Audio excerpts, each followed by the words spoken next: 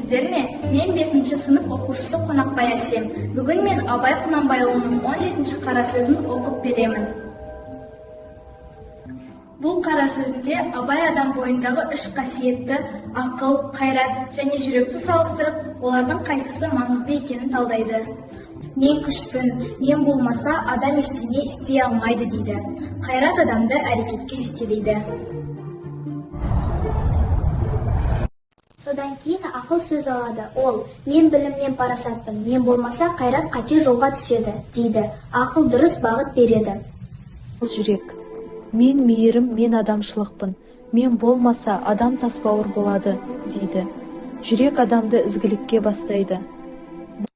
Мен күшіммен бәрін жеңемін. Ақылдың күші бәрін естем. Мейірімсіз еш нәрсенің мәні жоқ. Осылайша үшеуің де өздеріңді мықтымын деп санайсыңдар. Үшеуің біріксеңдер ғана адам толық болады. Ақыл жол көрсетсін, қайрат іске бастасын, ал жүрек басқарсын. Түсіндің, аға?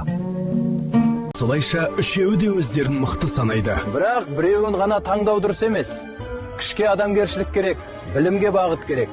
Ал мейірімсіз ол екеуі де әлсіз. Адам баласы білімсіз болса, ол қараңғыда жүргендей. Білім, жарық, адамды алға жетелейді. Әдептілік, инабаттылық, адалдық, өмірлік жолымыз. Абай Құнанбаевтың қара сөздері ойдың айнасы. 17-ші қара сөзінде ақын адам баласының білімге, тәрбиеге, өнерге мән беруін түсіндіреді.